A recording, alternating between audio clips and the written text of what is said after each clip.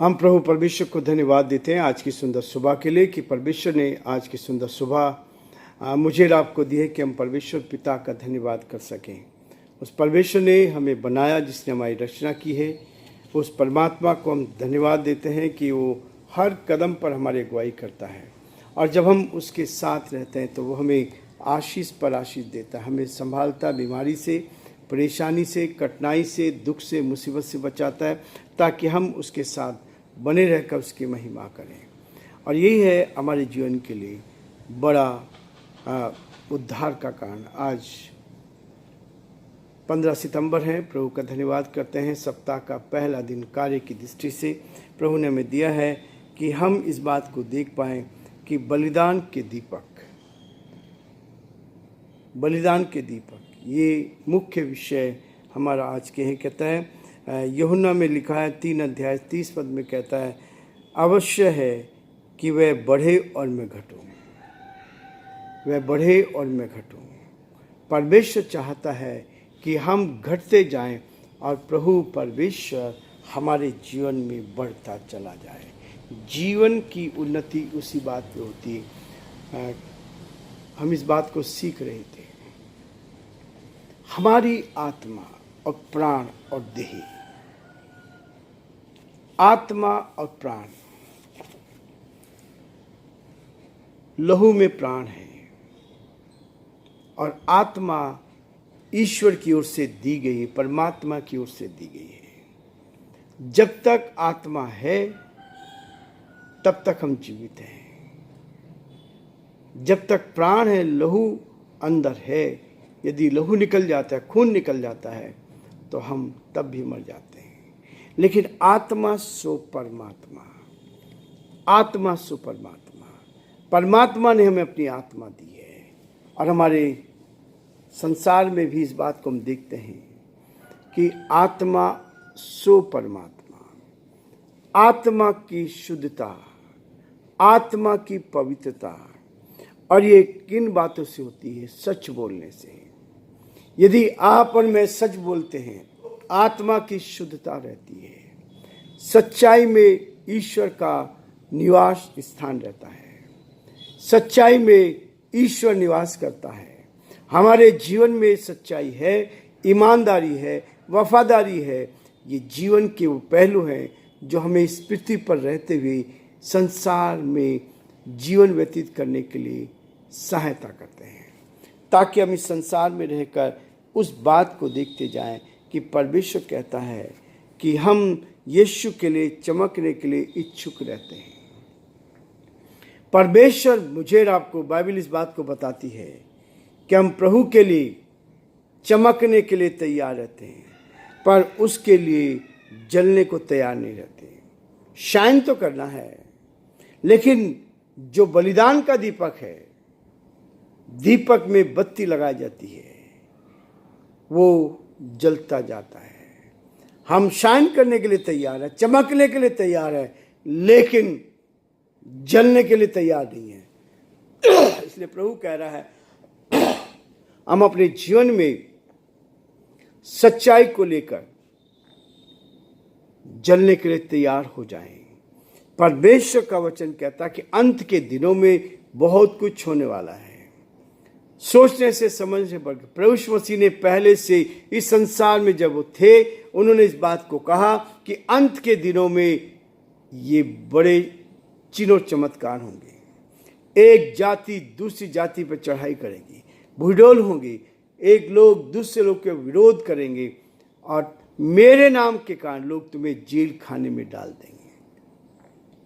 ये सब चीजें आज के समय में भी हो रही है। अंतिम समय चल रहा है। कब इस दुनिया का अंत हो जाएगा? चारों तरफ हाहाकार है, चारों तरफ भयंकर स्थिति है, लड़ाइयाँ हैं, परेशानी है, कठिनाई है, दुख और मुसीबत है। और ये चीज़ें जो आज हमारे सामने आ रही हैं, इस बात को कहता है परमेश्वर कुछ बत्तियों को ढूंढ रहा है। परमेश्वर कुछ बत्तियों को ढूंढ रहा है, और वो इसलिए ढूंढ रहा है जो उसके लिए जल सके। तेल और आग तो मुफ्त में है, तेल और आग तो है, लेकिन ऐसी बत्ती चाहिए जो परमेश्वर के लिए जलने को तैयार है। इसलिए प्रिय परमेश्वर का वचन कहता है, ईमानदारी से यह स्वीकार किया। जब हम इस बात को देखें, मुझे सबसे अधिक परेशानी किसी व्यक्ति से नहीं बल्कि अपने आप से, D.L. मूडी साहब ने इस बात को कहा था कि मुझे सबसे बड़ी परेशानी अपने आप से है। मेरा ये जीवन, ये शरीर जो है ये पाप कराता है। इसलिए कहता है कि आत्मत्याग सर्वश्रेष्ठ बलिदान है।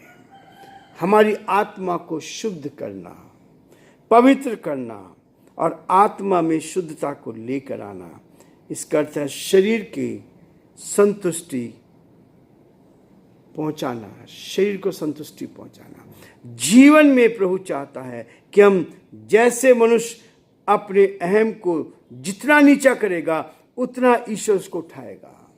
मनुष्य अपने अहम को जितना भी नीचा करेगा, जितना भी अपने आप को कमजोर करेगा, कोई बात नहीं, घमंड अहम नहीं आना चाहिए, लेकिन उतना ही ईश्वर हमको उठाएगा। उठाने वाला ईश्वर है, जीवन देने वाला ईश्वर है। हमें जो जीवन मिलता है ये उस परमात्मा की ओर से मिलता है। वही परमात्मा जीवन देता। हमें नहीं पता कल का जीवन मिलेगा नहीं मिलेगा, आज का है, इसके लिए आज हम आनंदित रहे, खुशहाल रहे। कल मिलेगा तब बहुत धन्यवाद, परमेश्वर की स्तुति करें। हम सोचते हैं कि हम बहुत सालों तक जिएंगे, कोई यहाँ हमेशा तक नहीं रहता। लेकिन प्रियो, परमेश्वर का वचन कहता है कि ये बात सच है। तीतुस भी इस बात को कहता है परमेश्वर के वचन में 3 अध्याय उसका 8, ये बात सच है और मैं चाहता हूं कि तू इन बातों के विषय में दृढ़ता से बोले, इसलिए कि जिन्होंने परमेश्वर पर विश्वास किया वे भले भले कामों में लगे रहने का ध्यान रखें। भले काम करें, अपनी आत्मा को शुद्ध करने के लिए, अपनी आत्मा को पवित्र रखने के लिए सच बोले, सच्चाई का साथ दे, सच्चाई को लेकर आगे बढ़े और सत्य जीवन में आता है तो आप ऊंचाई पर पहुंचेंगे। समस्या तो आएंगी, परेशानी तो आएंगी, लेकिन परमेश्वर कहता है, इसलिए वो कहता है हर बात में भले भले कामों के करने में लगे रहने का ध्यान रखें। ये बातें भली और मनुष्य के लाभ की हैं। ये बातें भली है और मनुष्य के लाभ की है, पर मूर्खता के विवादों और वंशवालियों से और विरोध और झगड़ों से जो व्यवस्था के विरोध में हो बचा रहे। झगड़े से बचना है, अपने आप को, अहम को मारना है। और यदि अहम आपका हो गया, कोई आपको कुछ भी कहता है, कुछ भी कहता है, आपके ऊपर कोई असर नहीं होगा। परमेश्वर चाहता है कि हम अपने अहम को अलग करें और कहता है क्योंकि वे निष्फल और व्यर्थ हैं, वो किसी काम के नहीं हैं। किसी पाखंडी को 1-2 बार समझा बुझाकर उससे अलग हो। पाखंड करने वाला जो ऊपरी चीज से भक्ति का भेष तो धरते हैं पर भक्ति कुछ नहीं है।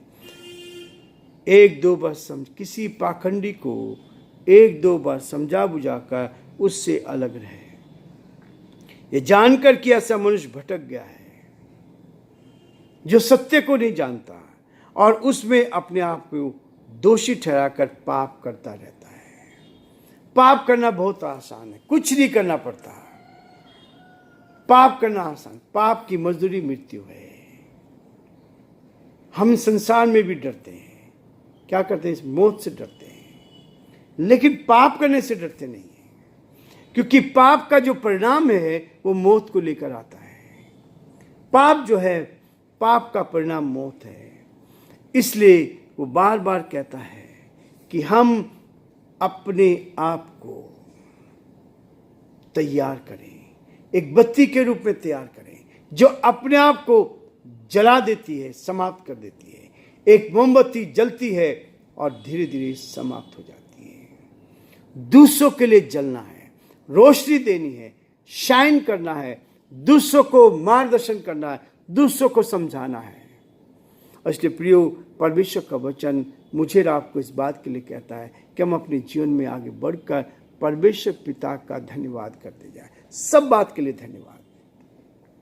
मुझे याद आता है दानियल नबी की किताब में हम पढ़ते हैं कि वहां पर जब दानियल को पता गया विरोधियों ने जिससे जलन करते थे, जेलसी रखते थे, उन्होंने एक नियम बनवा दिया कि जो राजा की मूर्ति के सामने नहीं झुकेगा वो सिंहों की मान में डाल दिया जाएगा। जब दानियल को मालूम चला कि फरमान दिया गया है और ये साइन हो गए, उसके ऊपर साइन हो गए हैं, राजा के साइन हो गई, अंगूठी की छाप लग गई है कि जो नहीं झुकेगा वो क्या होगा, वो सिंहों की मान में डाल दिया जाएगा। इसलिए वचन कहता है मारने वाले से बचाने वाला बहुत बड़ा होता है। राजा को पता लगा कि दानियल ने ऐसा किया है, वो उदास हो गया, लेकिन दानियल को क्योंकि आदेश राजा का था सिंहों की मान में डाल दिया गया। लेकिन परमेश्वर का धन्यवाद करते हैं कि परमेश्वर ने उसको बचाया, सिंहों के मुंह को बंद कर दिया। राजा सुबह भोर उठते ही उदास होकर उस गड्ढे पर पहुंचा और उसे पुकार कर कहा, दानियल, हे जीवते परमेश्वर के दास दानियल, क्या तेरे परमेश्वर ने तुझे बचाया है? तब दानियल गड्ढे में से आवाज देता है, हे मेरे परमेश्वर, हे मेरे स्वामी राजा, मैंने ना तो तेरे विरोध में और ना उस ईश्वर के विरोध में कोई पाप किया था। मेरे परमेश्वर ने अपने दूतों को भेजकर सिंहों के मुंह को बंद कर दिया और आज मैं उसके साथ दोस्ती करके बैठा हूं। राजा ने तुरंत उसको सिंह की मान में से निकाला और जिन्होंने चुगली की थी, जिन्होंने विरोध किया था, उनको उसमें डाल दिया। लिखा है कि वो गड्ढे के पैंदी तक ना पहुंचे थे, उनको हड्डी समेत चबा डाला सिंहों ने। परमेश्वर हमें बचाने वाला है, परमेश्वर हमारी रक्षा करने वाला है। इसलिए प्रियो, परमेश्वर के लिए जलने के लिए तैयार रहें ताकि परमेश्वर हमें अपनी महिमा के लिए इस्तेमाल करें। प्रभु आप सबको बहुत बड़ी आशीष दे और परमेश्वर का हाथ आप पर, आपके पूरे परिवार पर है।